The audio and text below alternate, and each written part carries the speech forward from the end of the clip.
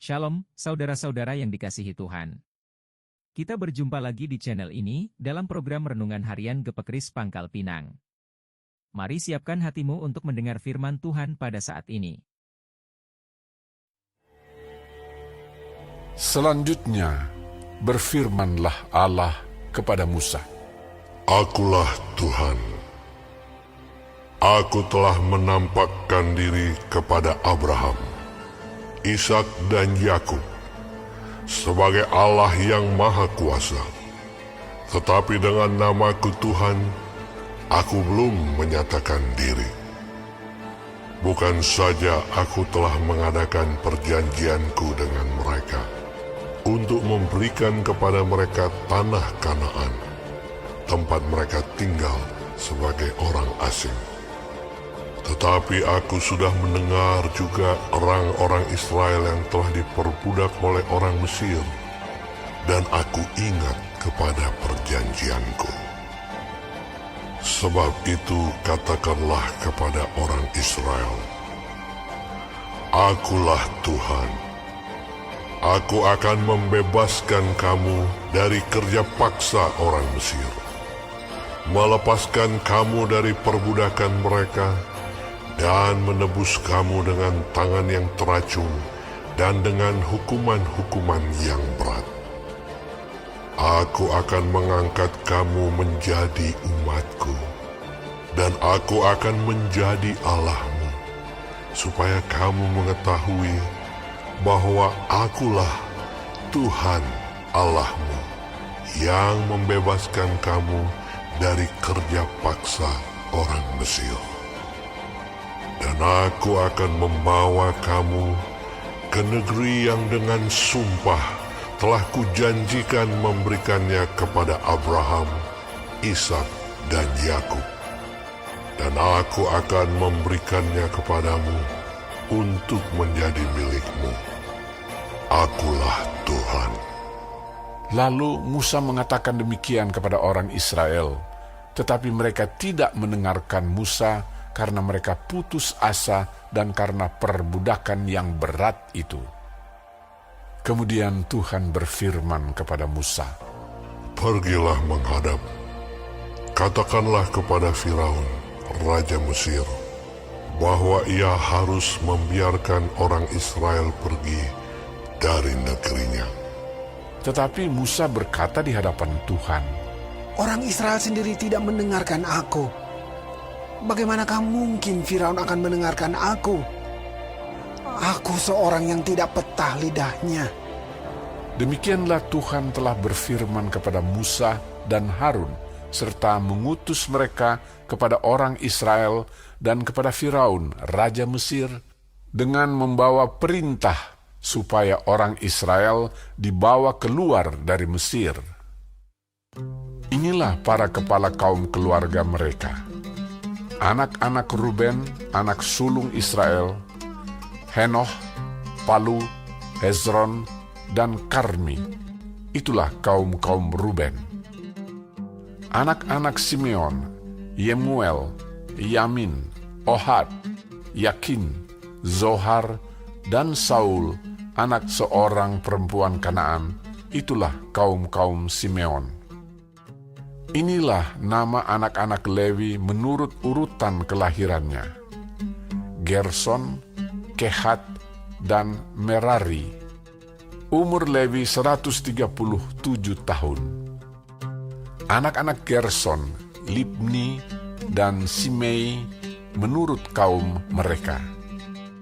Anak-anak Kehat, Amram, Yishar, Hebron, dan Uziel.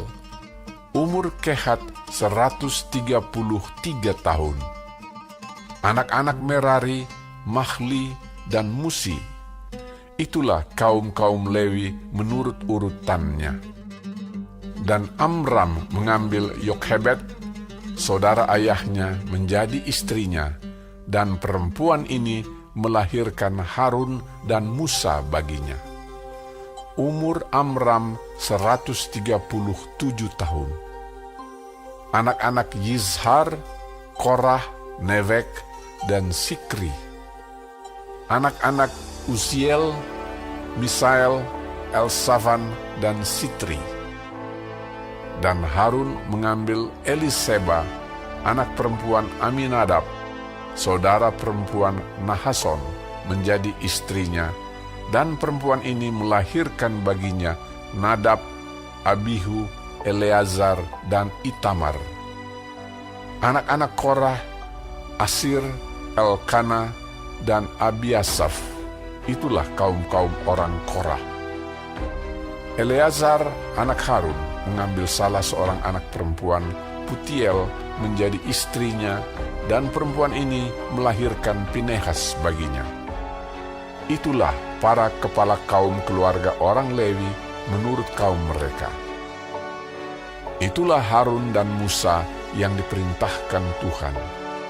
Bawalah orang Israel keluar dari tanah Mesir menurut pasukan mereka.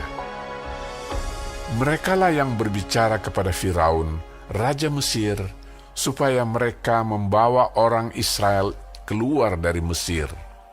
Itulah Musa dan Harun.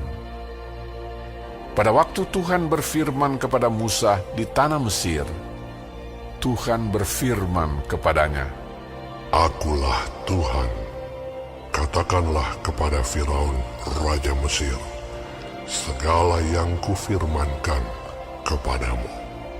Tetapi Musa berkata di hadapan Tuhan, Bukankah aku ini seorang yang tidak petah lidahnya?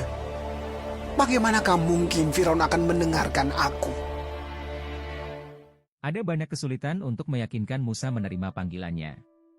Dan ketika semua kesulitan itu sudah diatasi, ternyata ada masalah yang lain muncul saat ia mulai menjalankan panggilannya. Memang tidak mudah hidup dalam iman dan ketaatan kepada Tuhan. Iman kita itu akan mendapat ujiannya. Dikisahkan bahwa Musa menghadapi masalah dari luar dan dari dalam. Masalah dari luar, yaitu dari Firaun yang bukan saja tidak mau melepaskan bangsa Israel, tetapi malah memberi beban berat yang semakin menyesakkan bagi bangsa Israel. Masalah dari dalam, yaitu dari orang-orang Israel itu sendiri. Mereka tidak mau mendengarkan Musa, karena mereka telah putus asa akibat penderitaan yang semakin memberat. Dalam situasi ini, Musa sendiri pun menjadi tawar hati. Mungkin sekali Musa merasa bersalah dan menganggap dirinya sebagai penyebab kesengsaraan bangsanya. Mungkin juga Musa kecewa kepada Tuhan.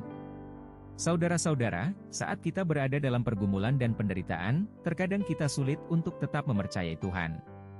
Tuhan tidak langsung memecahkan setiap masalah yang kita hadapi. Dan Dia juga tidak mengikuti jadwal kita. Disinilah iman kita diuji.